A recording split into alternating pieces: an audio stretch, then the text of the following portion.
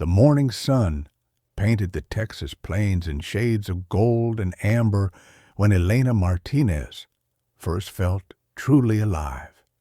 She stood on the porch of her modest ranch house, watching her 8-year-old daughter Sophia chase chickens around the yard while her husband Miguel mended fence posts near the barn. The air smelled of sage and wild flowers, and for a moment Elena allowed herself to believe that life would always be this perfect. She was 26 years old, born and raised in the small town of Esperanza, Texas.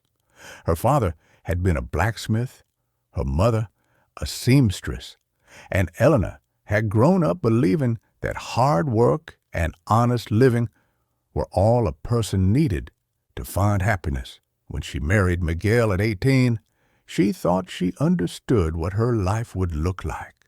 Raising children, tending the ranch, growing old alongside the man she loved. Miguel was everything a woman could want in a husband.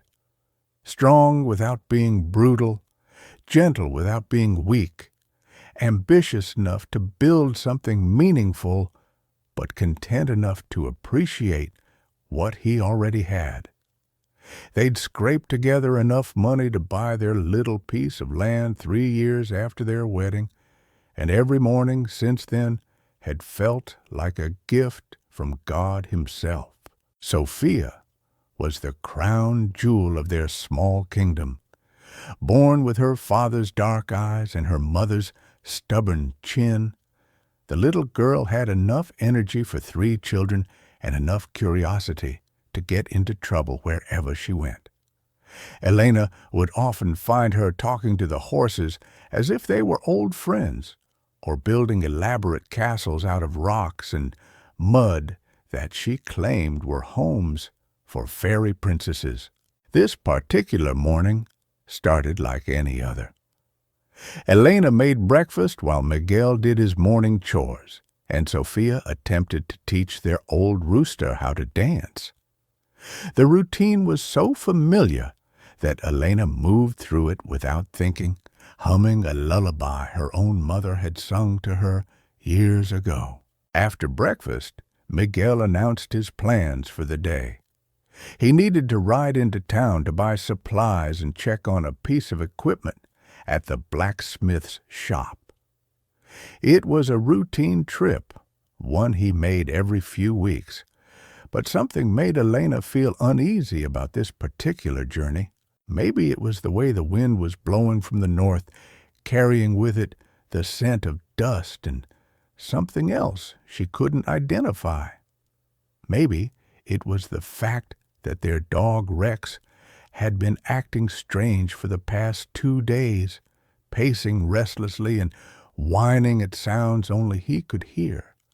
Or maybe it was just the natural worry that came with loving someone so much that the thought of losing them made it hard to breathe. Miguel kissed her goodbye on the porch, his lips warm against her forehead as he promised to be back before sunset. Sophia wrapped her arms around his legs and made him promise to bring her back some peppermint sticks from Morrison's general store. Elena watched him ride away on his favorite horse, a sturdy brown mare named Esperanza, after the town where they'd met, and tried to shake off the feeling that something terrible was about to happen. She spent the morning doing laundry, hanging wet sheets and clothes on the line behind the house, while Sophia played in the dirt nearby. The work was mindless, but satisfying, the kind of simple domestic task that let her mind wander to pleasant thoughts. She was planning what to cook for dinner when Miguel returned, wondering if Sophia was old enough to start learning how to sew, thinking about whether they could afford to add another room to the house if God blessed them with another child.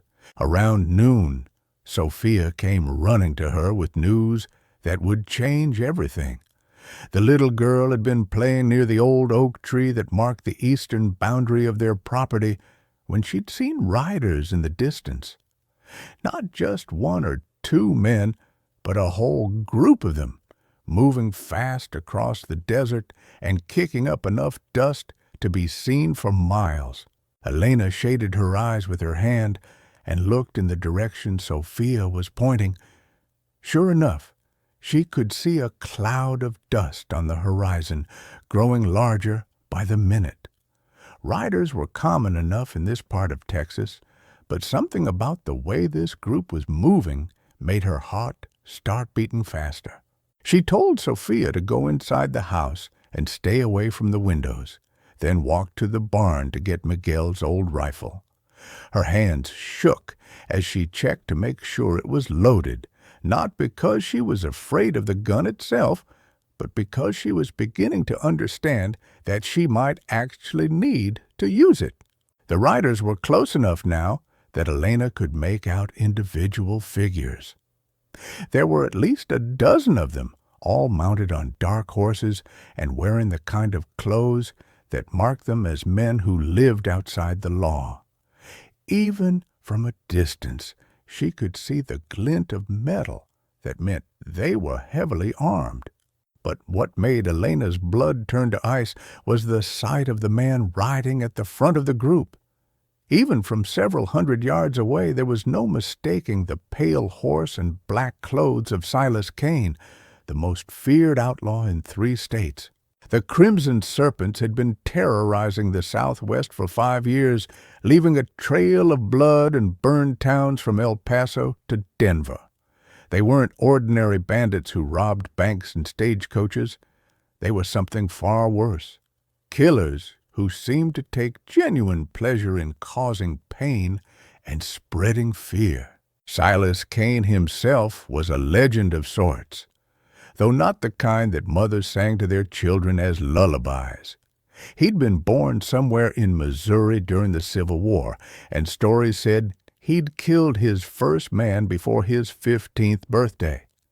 The jagged scar that ran from his left ear to the corner of his mouth was supposedly a souvenir from a knife fight in Kansas City that had left 3 men dead and half a saloon burned to the ground.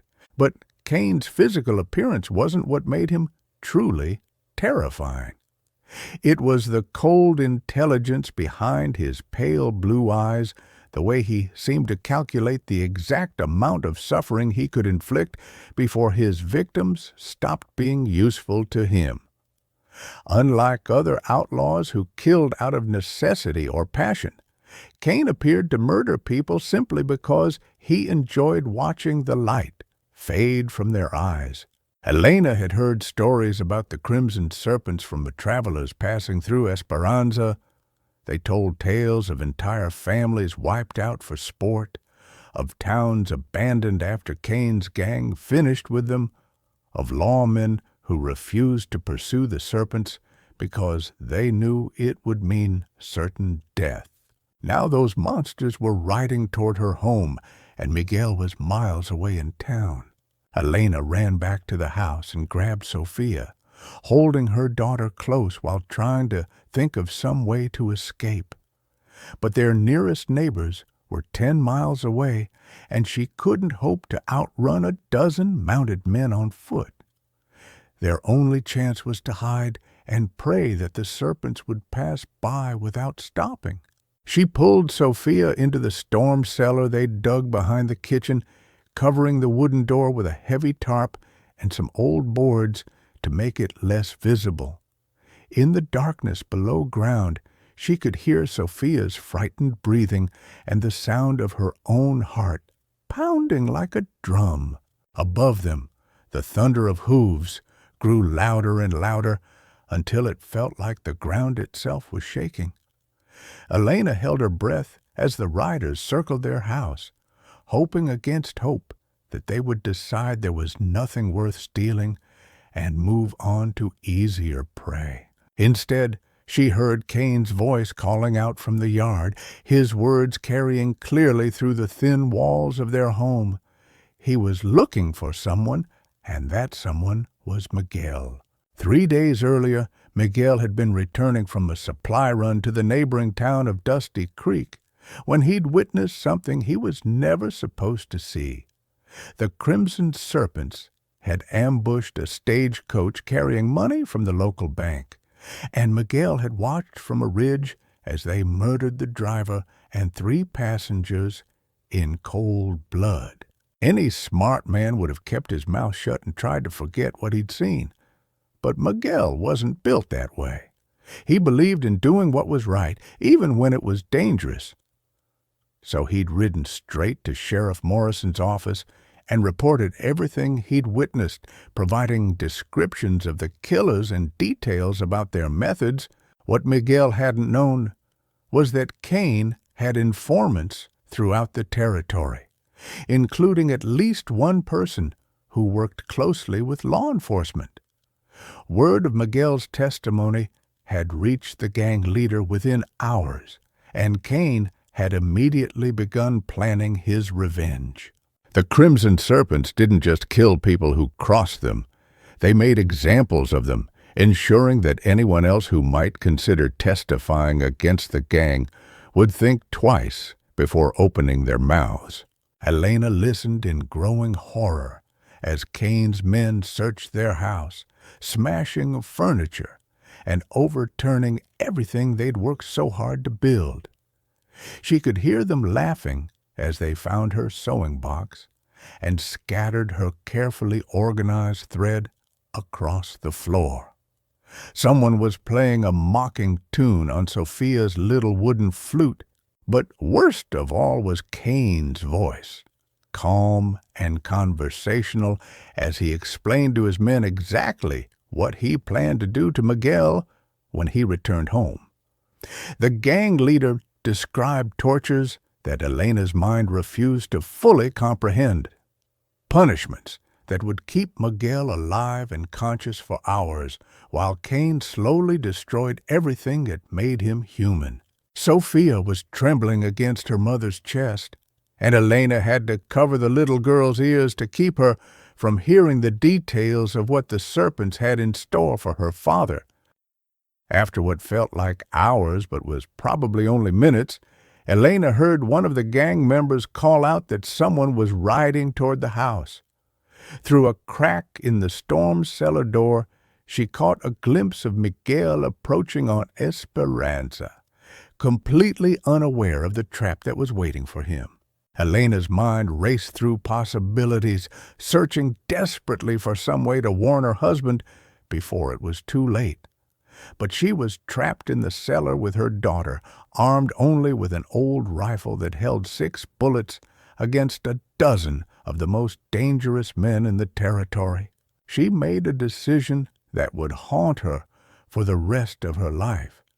Instead of revealing herself and Sophia to certain death, she stayed hidden and watched through that tiny crack as the love of her life rode straight into Kane's trap. Miguel dismounted near the front porch, calling out Elena's name as he noticed the signs of disturbance around their home. The front door was hanging open, and some of their belongings were scattered in the yard. But he hadn't yet seen the men hidden in the shadows of the barn and behind their water trough. Kane emerged from behind the house like a spider stepping out of its web, his pale eyes fixed on Miguel with the kind of predatory focus that a hawk might show when spotting a wounded rabbit. The gang leader was smiling, but it was the kind of smile that made Elena's skin crawl. Miguel's hand dropped toward the pistol on his hip, but Kane was already holding his own gun, and the barrels of several rifles were now visible from various hiding spots around the property. The math was simple and brutal.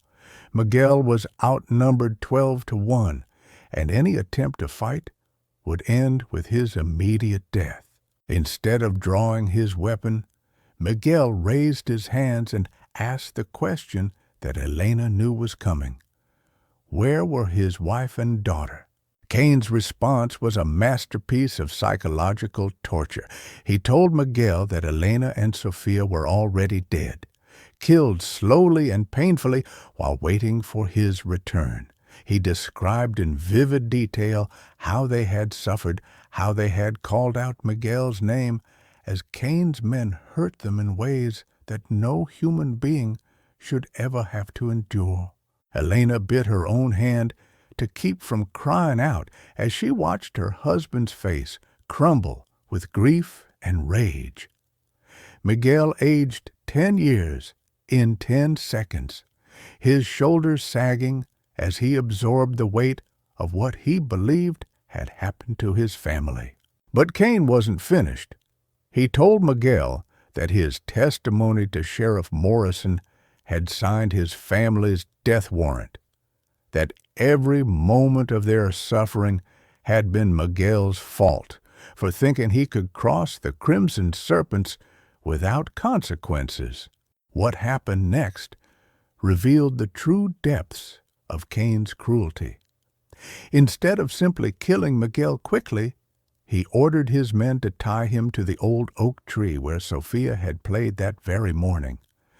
Cain intended to leave Miguel there for the buzzards and coyotes, alive but helpless, forced to contemplate his supposed failure to protect his family while dying slowly from thirst and exposure. Elena watched in helpless agony as the serpents bound her husband to the tree with rawhide that would tighten as it dried, cutting off circulation and ensuring maximum suffering. Miguel didn't struggle or beg for mercy. Instead, he stared directly at Cain and promised that someday, somehow, justice would find the gang leader and make him pay for his crimes. Cain laughed at Miguel's defiance and leaned close enough to whisper something in his ear that Elena couldn't hear.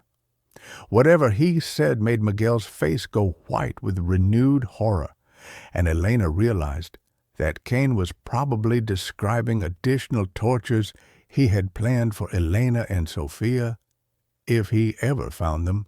The serpents ransacked the house one more time, taking anything of value they could find and destroying everything else out of pure spite.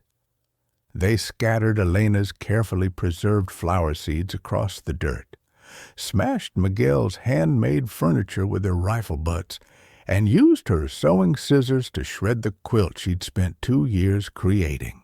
Before they left, Cain walked over to the oak tree where Miguel was tied and delivered one final insult. He told Miguel that his wife and daughter were probably still alive somewhere, hidden and watching, and that his death would be meaningless, because Cain would eventually find them and finish what he'd started. Then he drew his pistol and shot Miguel 3 times in the chest. Elena pressed her face against Sophia's hair to muffle her own screams as her husband's body jerked against his bonds and then went still. The little girl didn't understand what the gunshots meant, but Elena's reaction told her everything she needed to know about the magnitude of what they'd just lost. Cain and his men mounted their horses and rode away into the desert, leaving behind a scene of devastation that looked like the aftermath of a tornado. But Elena and Sophia remained hidden in the storm cellar for hours after the hoofbeats faded, too terrified to emerge and face the reality of what their lives had become. When they finally climbed out of their hiding place, the sun was setting and the desert air was cooling.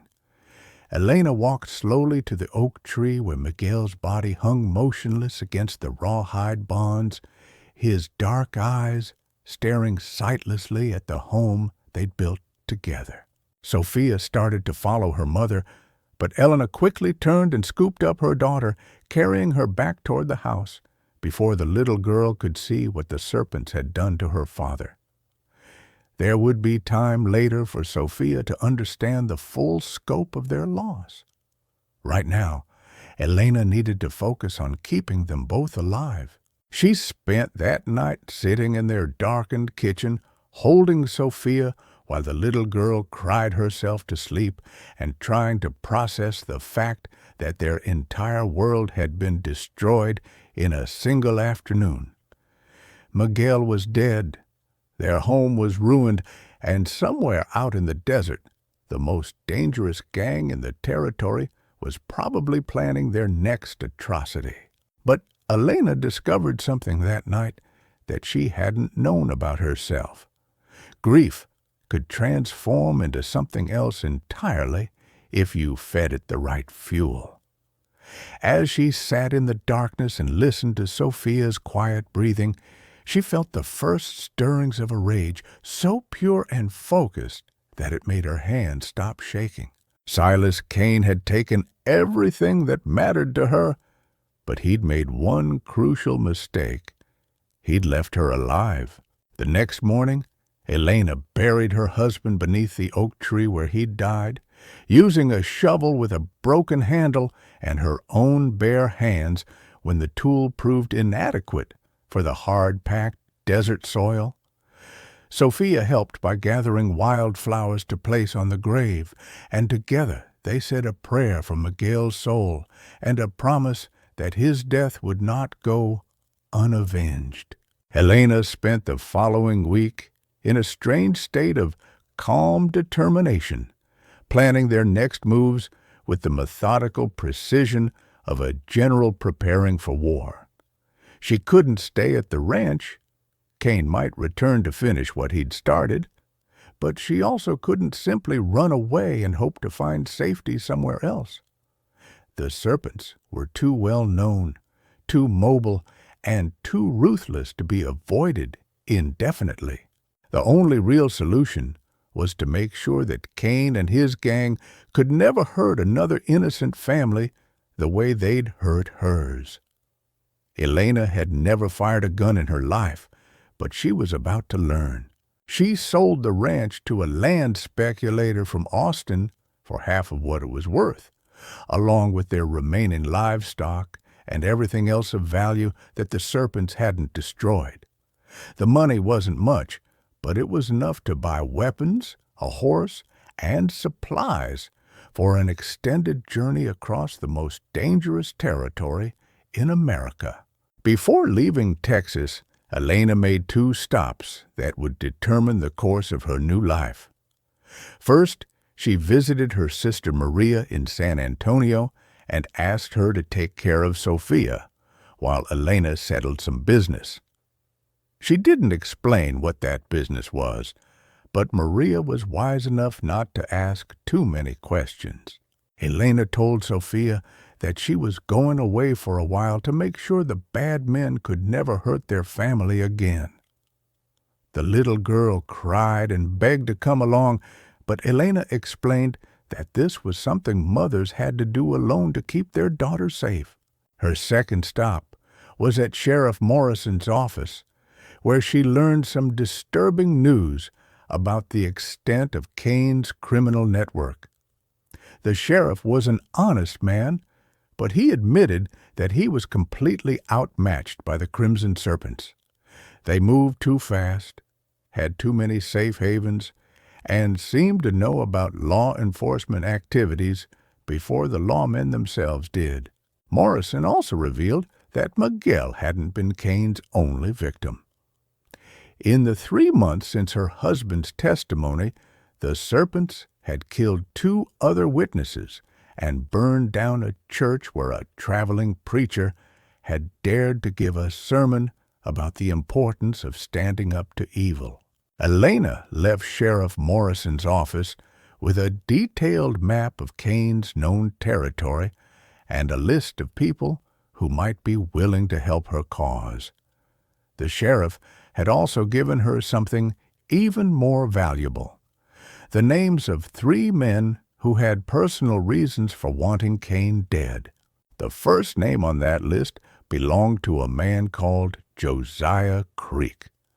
Elena found Josiah in a saloon in Tombstone, Arizona, passed out drunk at a corner table with his head pillowed on his arms.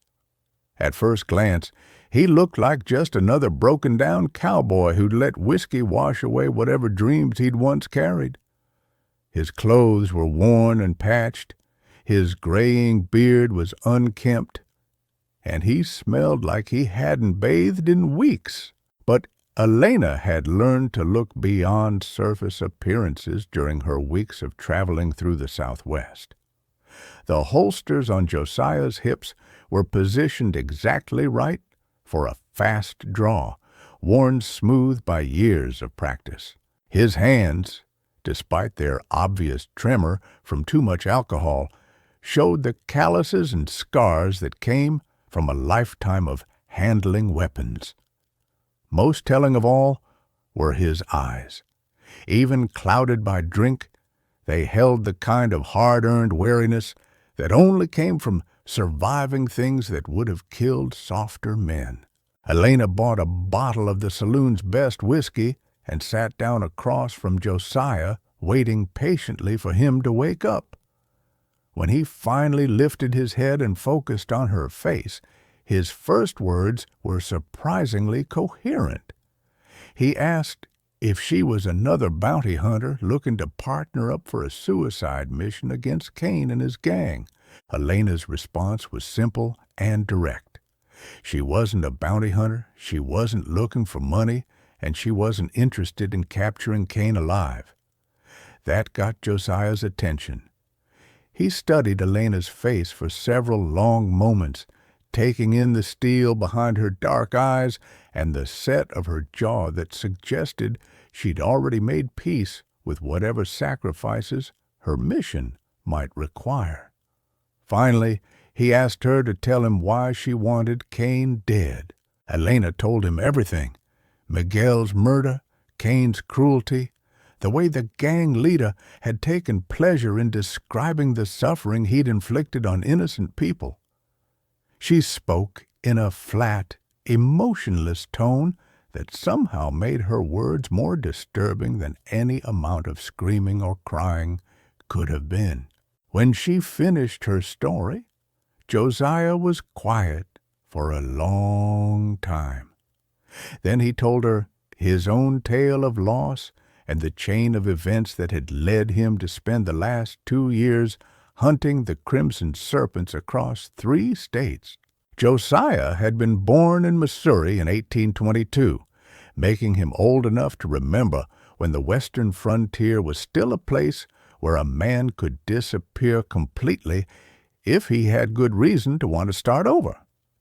He'd spent his youth working cattle drives from Texas to Kansas, learning skills that would later keep him alive in situations where other men died badly.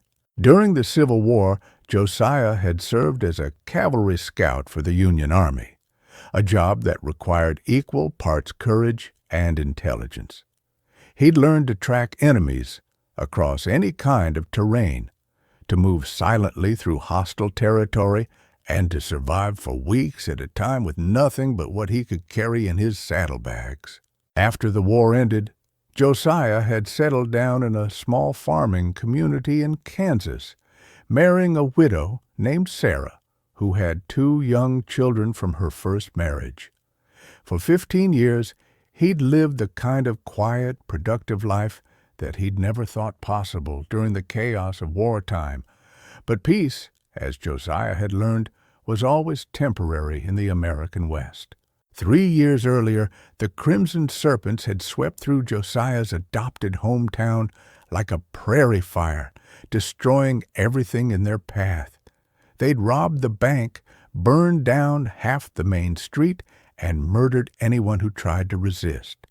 Sarah had been killed while trying to protect her children, and the children themselves had been shot down while running for the safety of their schoolhouse. Kane had left Josiah alive for the same reason he'd spared Elena. He wanted someone to spread the word about what happened when people crossed the Crimson Serpents. Since that day, Josiah had been following Kane's trail across the Southwest, learning the gang's patterns and methods while waiting for the right opportunity to strike back. He'd come close to cornering the Serpents on several occasions, but Kane was too smart and too well protected to be taken down by a single aging gunfighter. Elena listened to Josiah's story and understood that she'd found someone who shared her hunger for justice. But she also realized that Josiah had been worn down by years of disappointment and near misses. He needed something that Elena could provide, fresh energy and a different perspective on how to approach their common enemy. They struck a deal that night in the Tombstone Saloon. Josiah would teach Elena everything he knew about tracking, shooting, and surviving in the desert. In return, Elena would bring youth and determination to their partnership, along with a willingness to take risks that Josiah's experience might have warned him away from. Their first lesson began the next morning in the desert outside Tombstone, where Josiah set up a series of targets and handed Elena a Colt .45 revolver that would become her constant companion for the rest of her journey. Elena's first attempts at shooting were disasters. She couldn't hit anything smaller than a barn door. The recoil bruised her hands and shoulders, and the noise made her flinch every time she pulled the trigger. But Josiah was a patient teacher, and Elena was a determined student. Day after day, they practiced in the desert while the sun beat down on them and the wind blew sand into their eyes and mouths.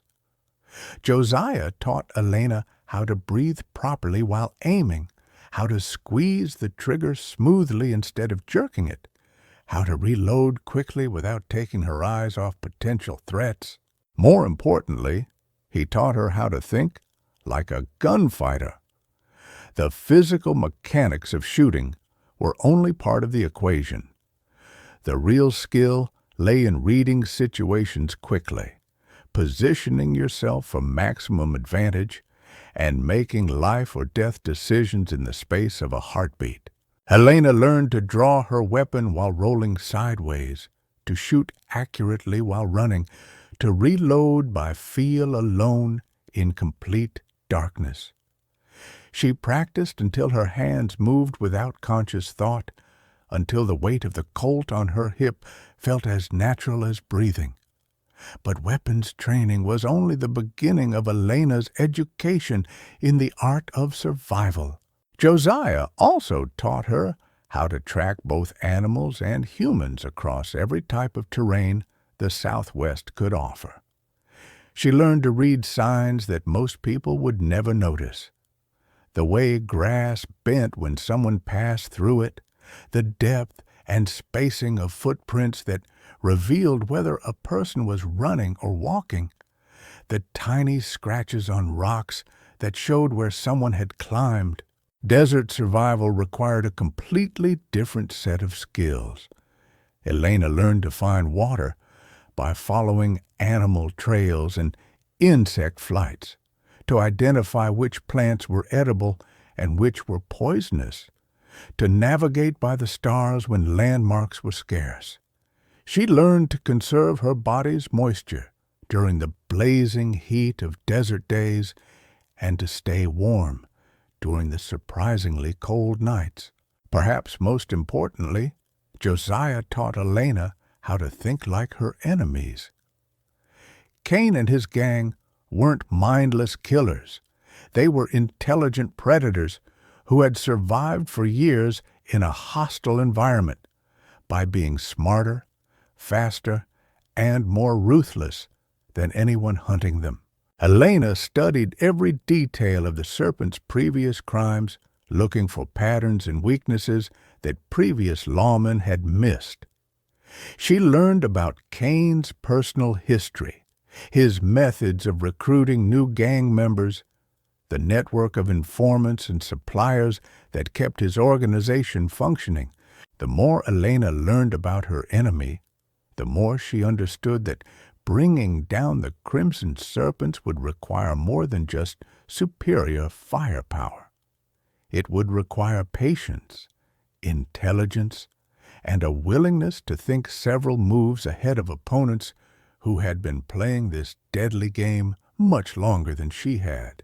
After 3 months of intensive training, Elena had transformed from a grieving widow into something far more dangerous, a weapon with a specific target and the skills necessary to reach it. But Josiah's knowledge and Elena's determination still weren't enough to guarantee success against Cain's gang.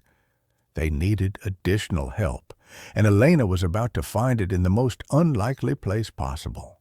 The trading post at Devil's Fork was barely more than a collection of adobe buildings clustered around a dried-up creek bed, the kind of place that existed solely to serve travelers who were either very lost or very desperate. Elena and Josiah had stopped there to resupply before heading into the Sonoran Desert, where they'd heard rumors that Cain was planning his next major score. They were loading supplies into their saddlebags when a commotion broke out near the post's small corral. A lone Apache warrior had stumbled into the settlement, bleeding from multiple gunshot wounds and barely able to stay upright. The handful of locals who frequented Devil's Fork were arguing about what to do with him, and their discussion was heading in an ugly direction. Most of the men wanted to let the Apache die, or even to finish the job themselves. Relations between white settlers and the various Apache tribes were tense throughout the territory, with violence and retaliation cycling back and forth like a bloody pendulum. To most of the people at Devil's Fork, a wounded Apache was either an enemy to be killed or a problem to be ignored. Elena looked at the wounded warrior and saw something that made her intervention inevitable. In his dark eyes, she recognized the same burning hatred that she saw in her own reflection every morning. Against Josiah's strongly voiced objections, Elena pushed through the crowd and knelt beside the Apache warrior. His wounds were serious, but not necessarily fatal if they were treated quickly and properly. More importantly, Elena could see that his injuries were the result of multiple rifle shots at long range, the kind of wounds that came from an ambush, not a fair fight.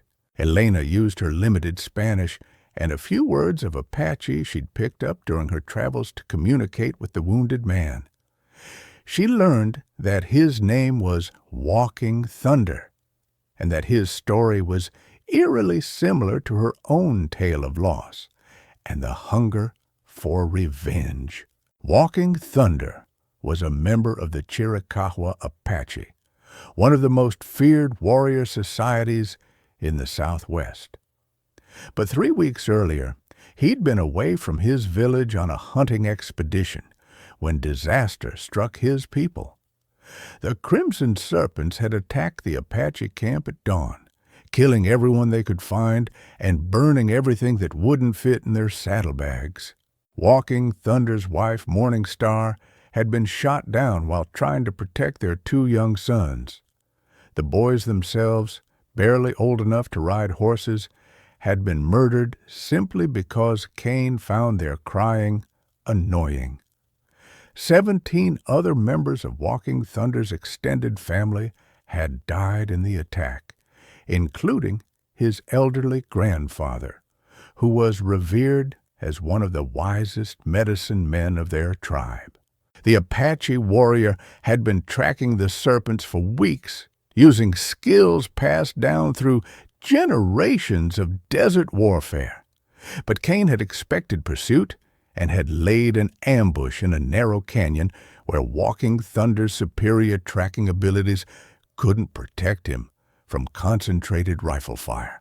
The serpents had left Walking Thunder for dead, but Apache warriors were harder to kill than most people realized. He'd managed to crawl out of the canyon and make his way toward the nearest white settlement, driven by the same desperate need for vengeance that burned in Elena's heart. Elena made a decision that would define the rest of her mission. She was going to save Walking Thunder's life, and then she was going to offer him something that no white person had probably ever offered an Apache warrior. She was going to ask for his help in achieving a goal that would benefit both of their peoples. Getting Walking Thunder medical attention required Elena to face down the hostile crowd at Devil's Fork, most of whom seemed to think that helping an Apache was tantamount to treason against their own race.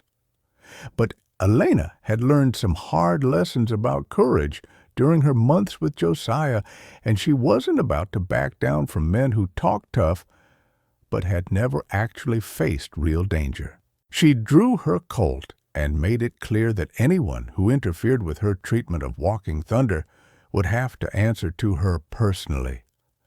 The sight of a determined woman with a gun was apparently enough to make the locals reconsider their positions, and Elena was able to clean and bandage the Apache warrior's wounds without further interference. Walking Thunder recovered consciousness the next morning, and his first reaction upon seeing Elena was suspicion mixed with confusion. Apache warriors were accustomed to fighting white settlers, not receiving medical aid from them. But when Elena explained her own history with the Crimson Serpents, Walking Thunder's attitude shifted from wariness to something approaching respect. The three unlikely allies, a Mexican-American widow, an aging cowboy, and an Apache warrior, spent the next 2 days getting to know each other while Walking Thunder regained his strength. Despite their vastly different backgrounds and cultures, they discovered that they shared more than just a common enemy. All three of them had lost everything that mattered to them because of Silas Kane's cruelty. All three of them had skills that the others needed: Elena's determination and fresh perspective, Josiah's knowledge of Kane's methods and hiding places, Walking Thunder's unmatched ability to track enemies across desert terrain. Most importantly, all three of them understood that they were running out of time. Kane was planning something big, a score that would make him wealthy enough to disappear into Mexico, where no law enforcement could reach him. If they didn't act soon, the gang leader would escape justice forever and probably take his reign of terror to new territory south of the border. Walking Thunder provided the final piece of information they needed to locate Kane's gang. During his weeks of tracking the Serpents, the Apache warrior had discovered that Kane was planning to rob the largest silver shipment in the territory's history. The precious metal was being transported from the Comstock mine to the railroad depot in Tucson, a journey that would take the heavily guarded convoy through some of the most isolated and dangerous country in the Southwest. Kane intended to attack the silver convoy at a place called Devil's Backbone, a narrow mountain pass where the road wound between two steep cliff faces. It was the perfect location for an ambush. The convoy would be unable to maneuver or escape, while Kane's men could rain down gunfire from the high ground without exposing themselves to return fire. But Elena realized that Kane's perfect plan contained the seeds of its own destruction. If they could reach Devil's Backbone before the Serpents and turn the gang's own tactics against them, the narrow pass could become a trap for Kane instead of his victims. The plan that Elena, Josiah, and Walking Thunder developed over the next 3 days was audacious to the point of insanity, but it was also their only realistic chance of bringing down the Crimson Serpents once and for all. Elena would infiltrate the silver convoy as an additional guard, using forged papers that Josiah had connections to obtain. Her job would be to protect the innocent teamsters and miners who were transporting the silver, while also providing intelligence about the convoy's exact position and timing. Walking Thunder would position himself on the eastern rim of Devil's Backbone with Elena's rifle, using his superior marksmanship and knowledge of the terrain to pick off serpents from long range. His Apache training in desert warfare would allow him to move unseen among the rocks and strike without warning. Josiah would take the most dangerous position, hiding near the southern entrance to the pass where he could block any serpents who tried to escape when the ambush turned against them.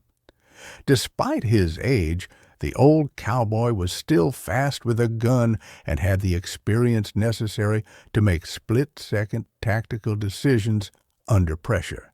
The plan required perfect timing, precise coordination, and more than a little luck.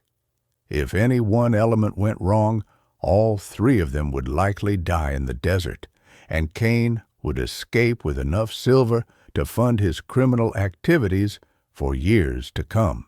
But Elena had learned that the alternative to taking desperate risks was accepting defeat, and that was something she would never do as long as Silas Cain drew breath.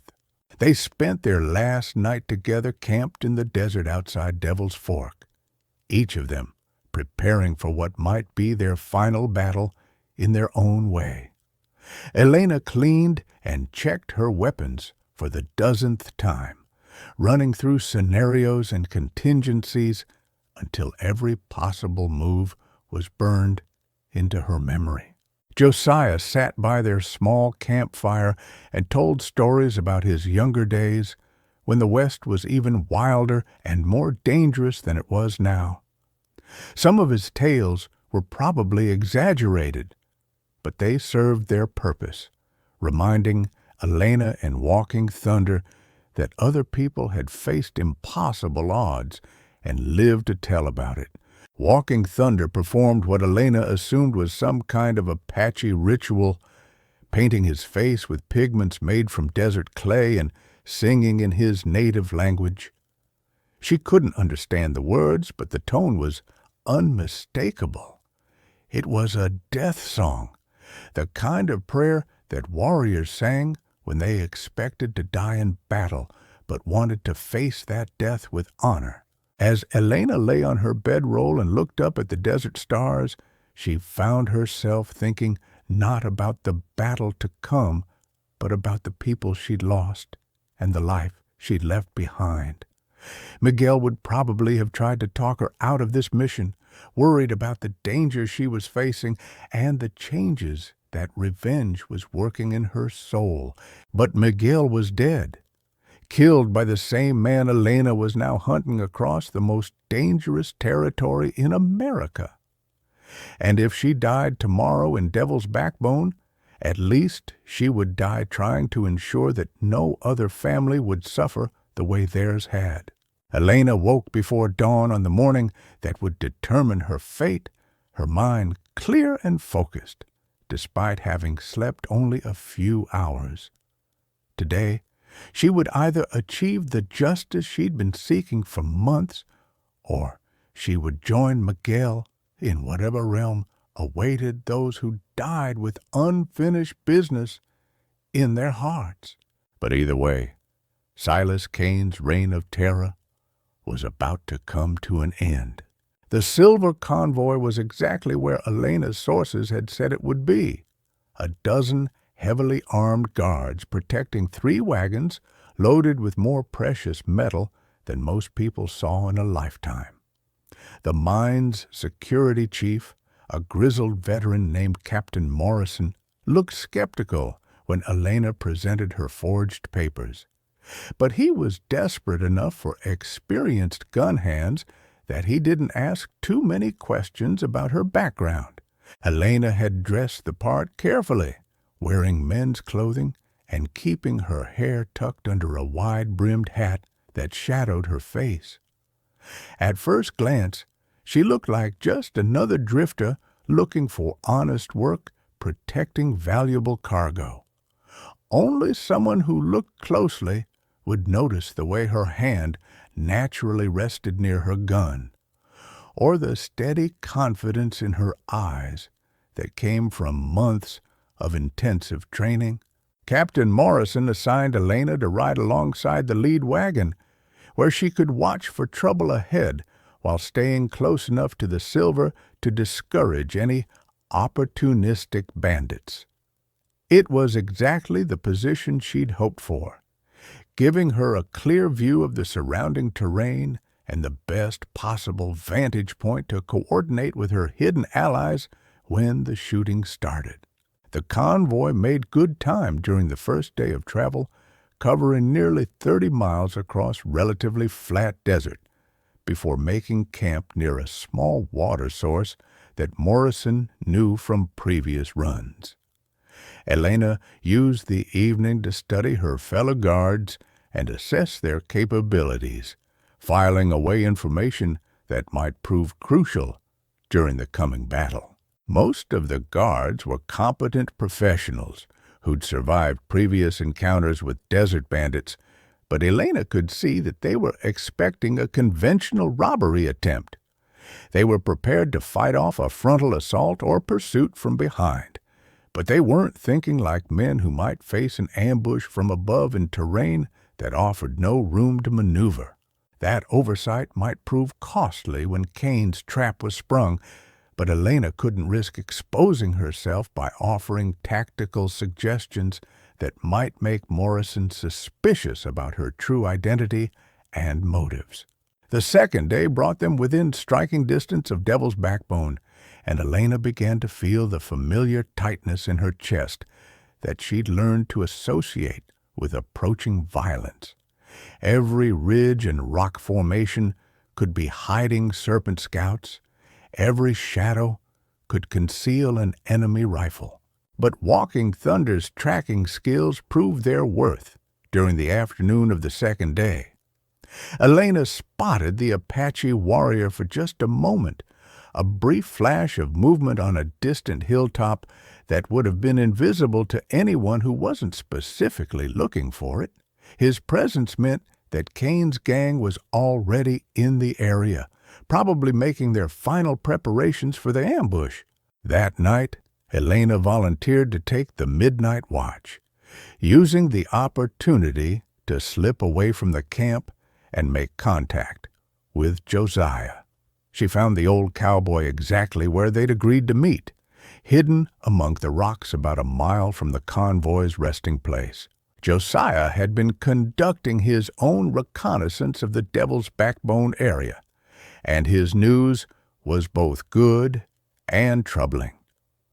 Kane was definitely planning to spring his trap the next day, with at least 15 men positioned along the rim of the pass. But the gang leader had also brought along some unexpected complications that could turn their carefully planned counterattack into a disaster. Silas Kane had taken a hostage, the territorial governor's 16-year-old daughter Rebecca, who'd been traveling to visit relatives in California when her stagecoach was attacked. Kane was holding the girl as insurance against exactly the kind of ambush that Elena and her allies were planning. If anything went wrong with his robbery attempt, he intended to use Rebecca as a human shield and bargaining chip. The presence of an innocent hostage changed everything about their mission. Elena couldn't risk a long-range battle that might result in Rebecca's death, and she couldn't allow Kane to escape with the girl, even if it meant letting him keep the silver. Elena and Josiah spent the remaining hours before dawn revising their plans to account for this new complication. Instead of waiting for Kane to spring his trap and then turning it against him, they would need to take more aggressive action to rescue Rebecca before the shooting started. Elena would continue with the convoy as planned, but she would break away during the ambush and attempt to reach Kane's position on the eastern rim of the pass. Walking Thunder would provide covering fire while Elena fought her way through the serpents to reach the hostage. Josiah would seal off the escape routes and prevent any of Kane's men from fleeing with Rebecca, if Elena's rescue attempt failed. It was a plan with so many variables and potential failure points that any sane person would have abandoned it immediately. But Elena had passed beyond the realm of sanity months ago, when she'd watched her husband die and felt the first stirrings of the rage that now drove her every waking moment. The third day dawned clear and hot, with the kind of brilliant blue sky that made the desert landscape look deceptively peaceful. Elena rode with the convoy toward Devil's Backbone, her senses hyper-alert for any sign of the trap that she knew was waiting ahead. Devil's Backbone lived up to its ominous name. The pass was a narrow cut through solid rock, barely wide enough for a single wagon to navigate safely. The walls rose almost vertically on both sides, creating a natural canyon that would funnel the convoy into a perfect killing zone. Captain Morrison called a halt at the entrance to the pass, his experienced eye taking in the tactical disadvantages of the terrain ahead. Elena held her breath, wondering if the security chief might be smart enough to turn back and find an alternative route to Tucson. But Morrison was under pressure from his employers to deliver the silver on schedule, and alternative routes would add days to their journey through even more dangerous territory. After a brief consultation with his senior guards, he made the decision that Elena had been hoping for. The convoy would proceed through Devil's Backbone, but with maximum caution and readiness for trouble. Elena positioned herself near the center of the convoy as they entered the pass, her hand resting casually on her gun, while her eyes scanned the rim above for any sign of movement. The sound of wagon wheels and horse hooves echoed off the canyon walls, creating an eerie acoustic effect that made normal conversation difficult. They were halfway through the pass when Kane finally revealed himself.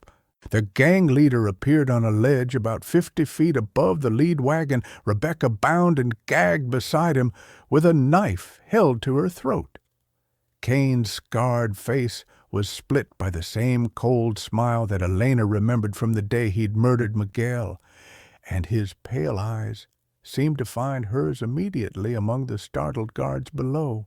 Kane's voice echoed down into the canyon as he made his demands. The guards would throw down their weapons and step away from the silver, or the governor's daughter would die slowly and publicly as an example of what happened to people who opposed the Crimson Serpents.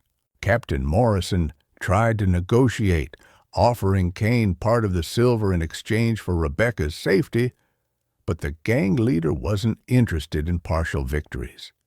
He wanted everything: the silver, the horses, and the satisfaction of humiliating another group of men who'd thought they could transport valuable cargo through his territory.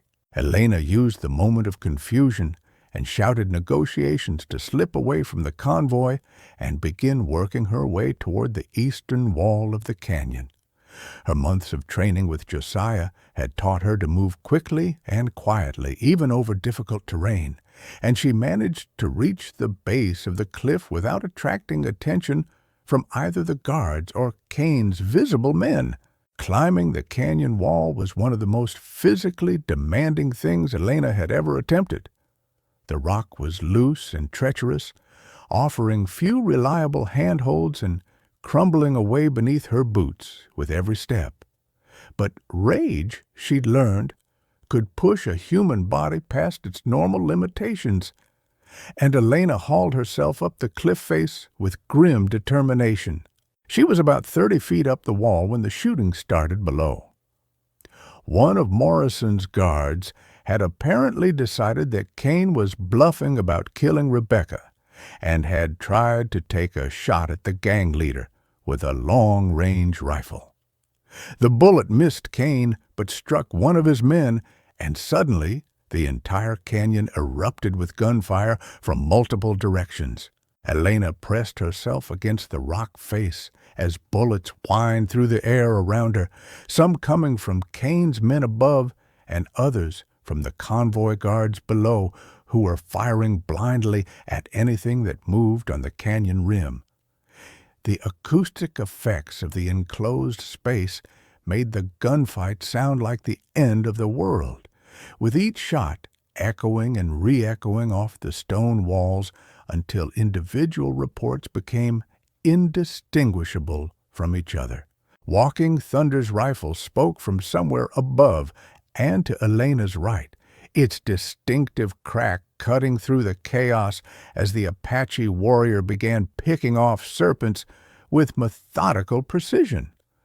Elena could see muzzle flashes from at least a dozen different positions along the canyon rim, but Walking Thunder's shots were reducing that number with each carefully aimed bullet.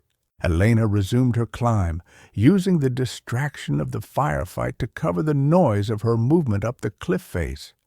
She could hear Kane shouting orders to his men above the sound of gunfire, his voice tight with rage as he realized that his perfect ambush was turning into a costly battle.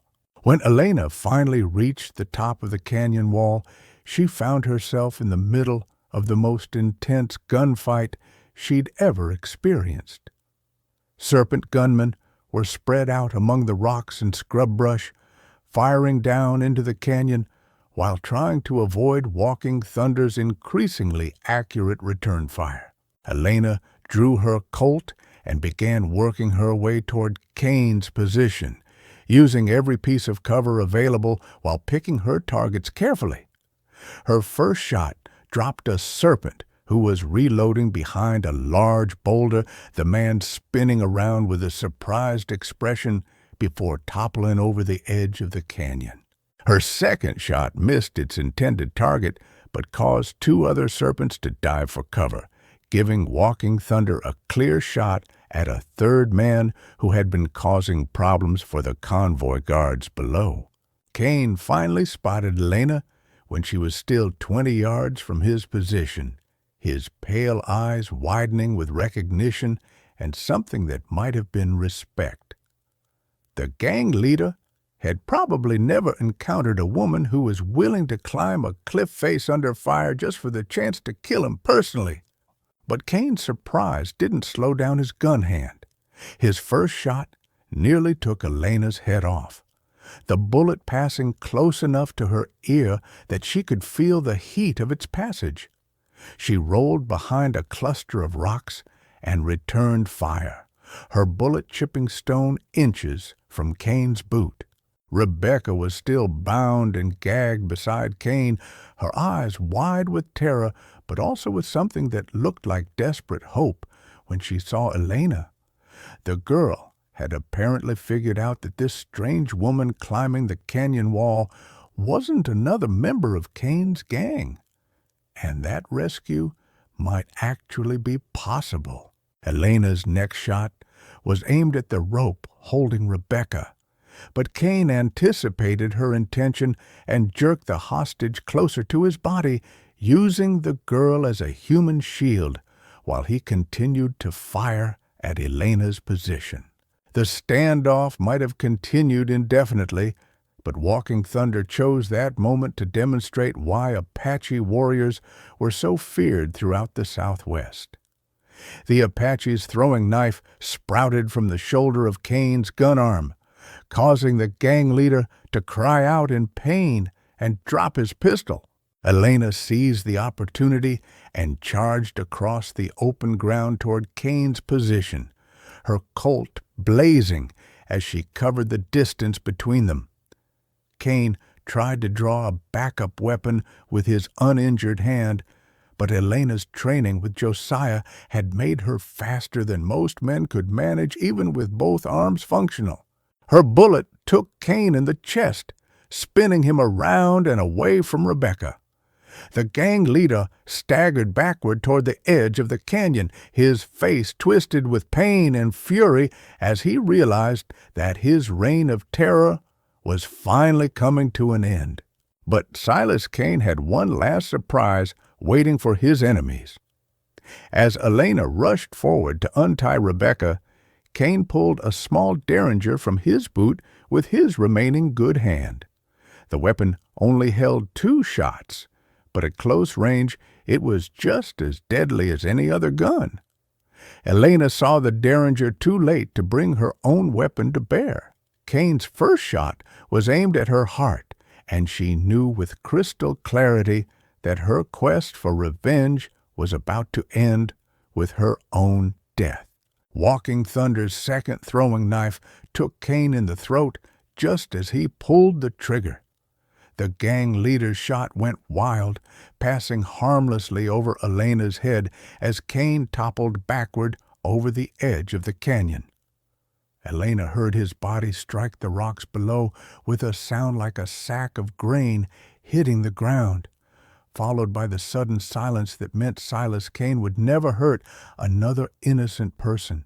Elena cut Rebecca's bonds with hands that shook from adrenaline and exhaustion, the girl collapsing into her arms and crying with relief.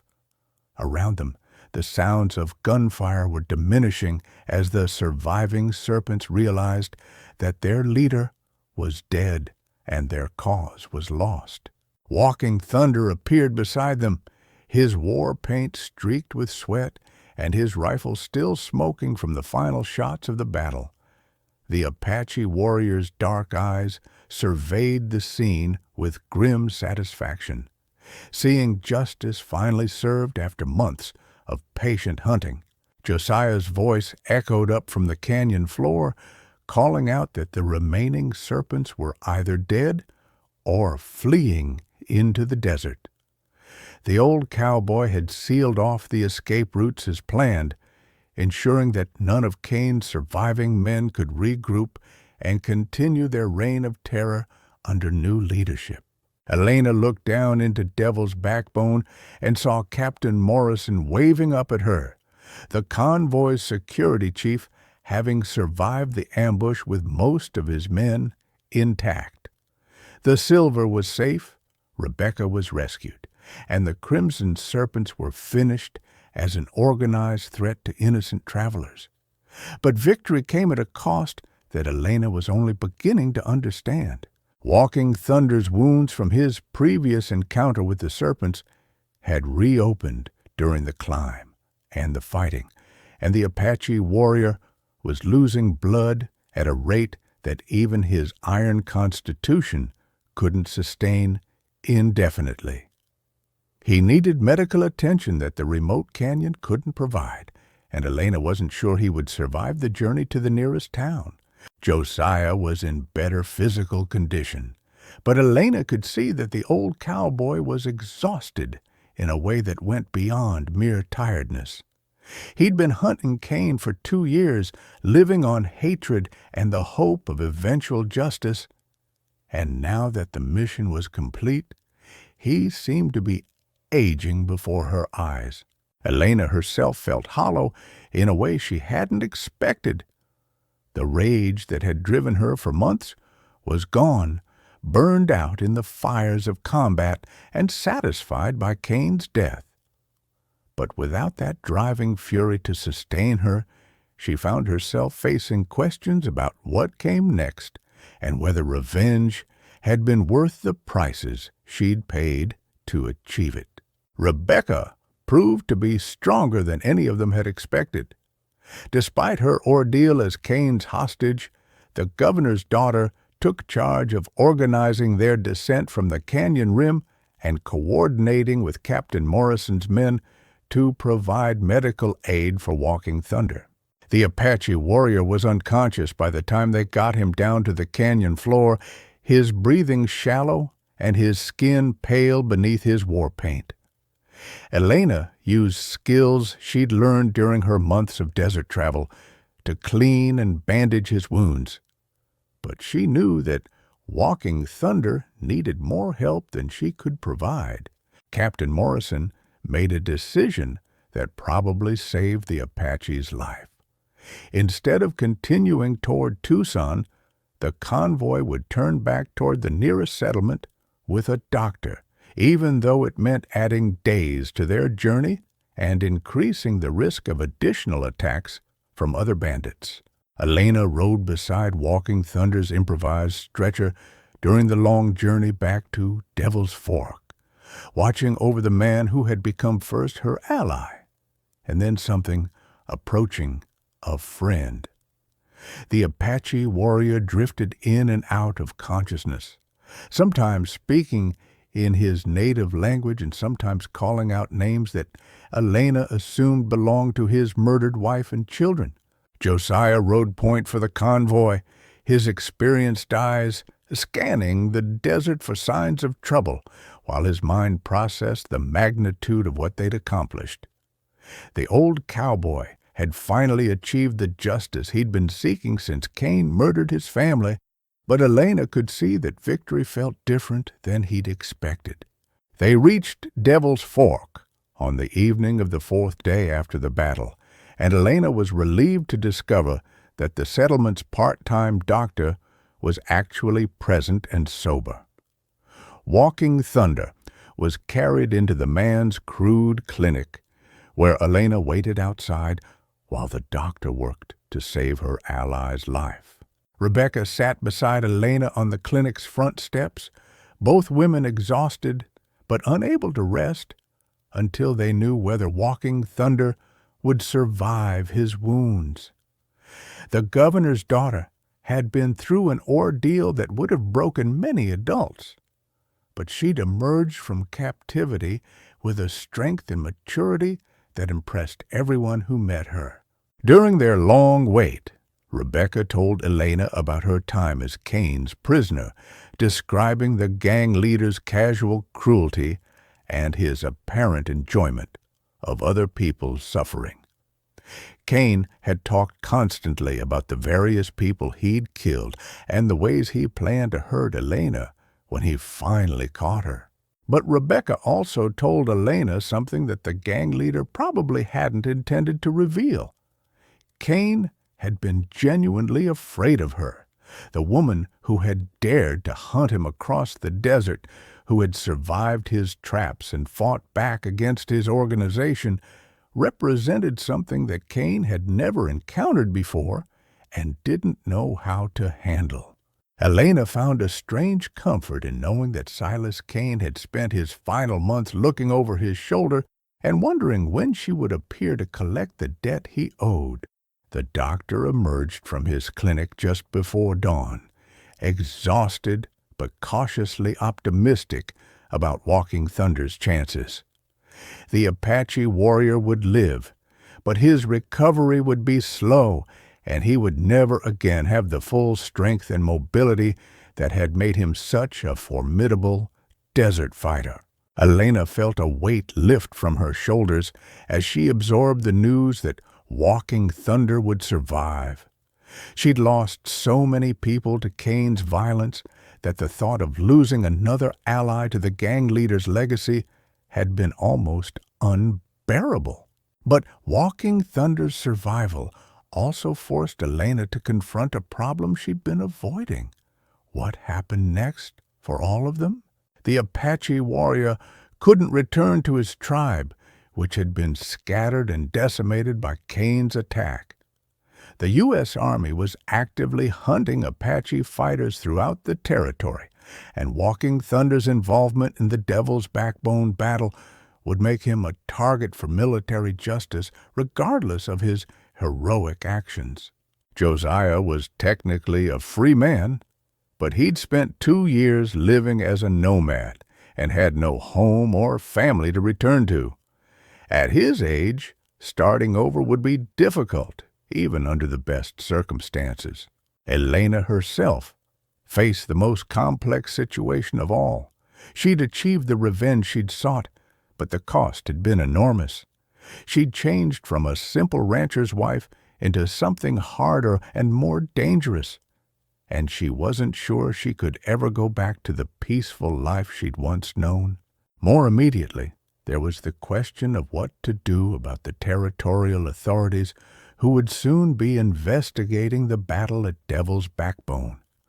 Elena, Josiah, and Walking Thunder had technically operated outside the law in their pursuit of Cain, and there was no guarantee that grateful officials would overlook the irregular nature of their mission.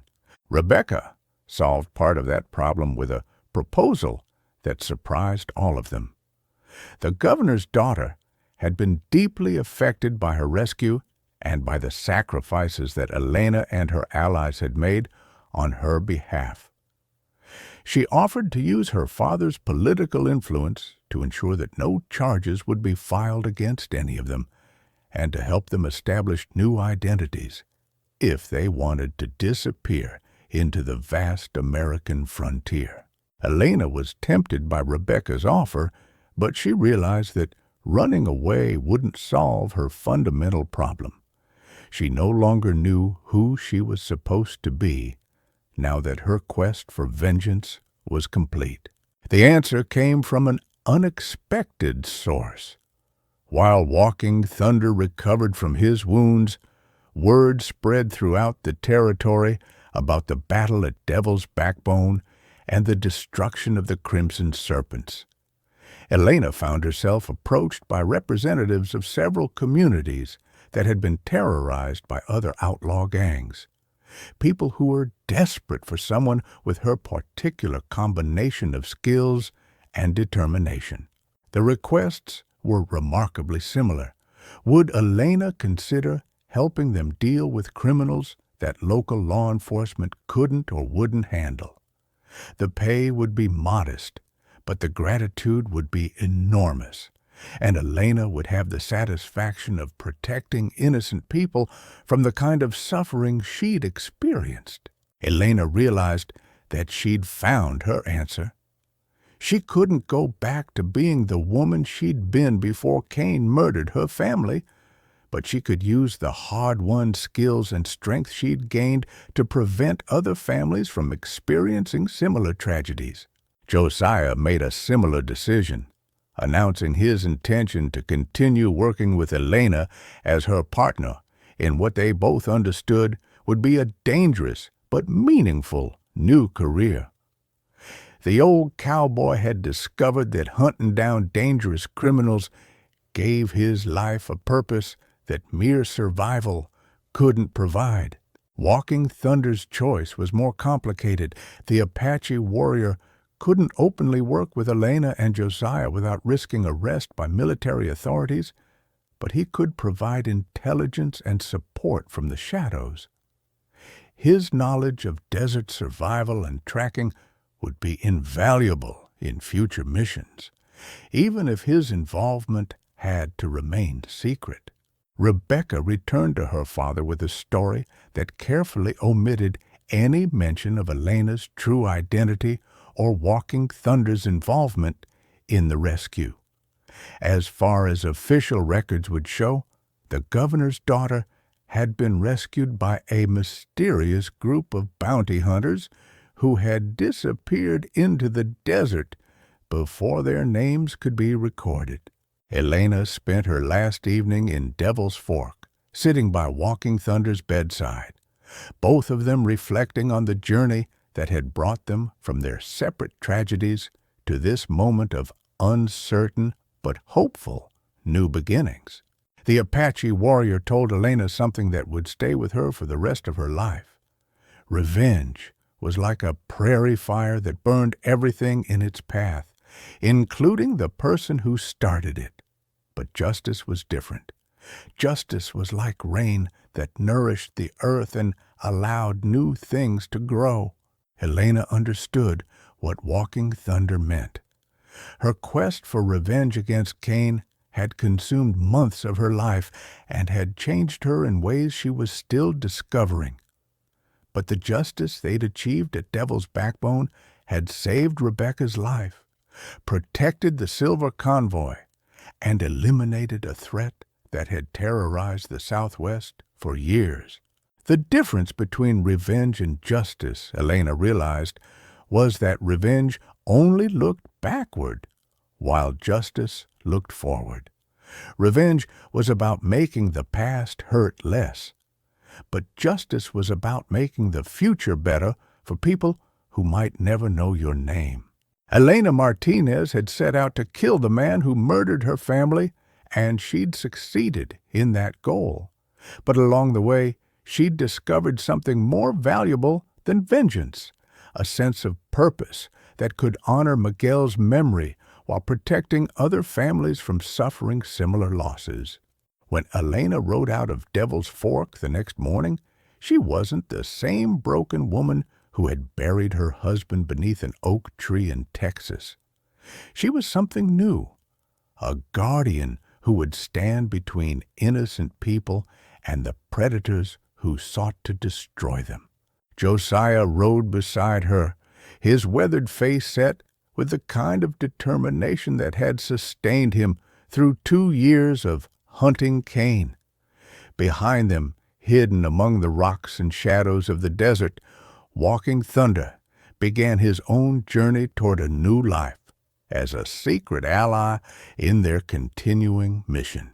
Elena never returned to the ranch in Texas where Miguel and Sophia were buried, but she carried their memory with her as she traveled across the Southwest, seeking out situations where her unique combination of skills and determination could make a difference in other people's lives. Some said she became a legend in her own right, a mysterious figure who appeared whenever honest folks were threatened by outlaws and killers. Others claimed that Elena Martinez was just one of many anonymous heroes who helped tame the American frontier during its most violent and chaotic years. The truth was probably simpler and more human than either of those stories. Elena had learned that loss could destroy a person or transform them, depending on how they chose to respond to it. She'd chosen transformation over destruction, justice over revenge, and service to others over self-pity. Whether that choice was right or wrong was a question that only Elena could answer, and she would spend the rest of her life discovering what it meant to be someone who had walked through the fire of tragedy and emerged as something stronger and more purposeful than she'd ever imagined possible. The desert wind still whispers through the rocks of Devil's Backbone, carrying with it the echo of gunshots and war cries, the memory of a woman's quest for justice, and the promise that some debts will always be paid in full. Elena Martinez had ridden out of her old life as a victim and into her new life as a protector. The cowgirl's revenge was complete, but her real story was just beginning. Years later, when travelers told tales around campfires about the mysterious woman who hunted down the Crimson Serpents, they always ended with the same question. What happened to Elena Martinez after she disappeared into the vast American frontier? The answer was written in the grateful letters from families who no longer lived in fear, in the empty outlaw camps scattered across the desert, and in the legends whispered by people who had never seen her face, but who slept more soundly knowing that someone was watching over them in the darkness. Elena Martinez had found something better than revenge. She had found a way to turn her pain into purpose, her loss into protection for others, and her personal tragedy into a force for justice that would echo across the Southwest for generations to come. The woman who had once hung laundry behind a modest ranch house had become something the West had never seen before, an avenging angel with a Colt .45 and the absolute determination to ensure that innocent families could live without fear. And in the end, that transformation was worth every mile she'd ridden, every lesson she'd learned, and every tear she'd shed in the long journey from victim to victor.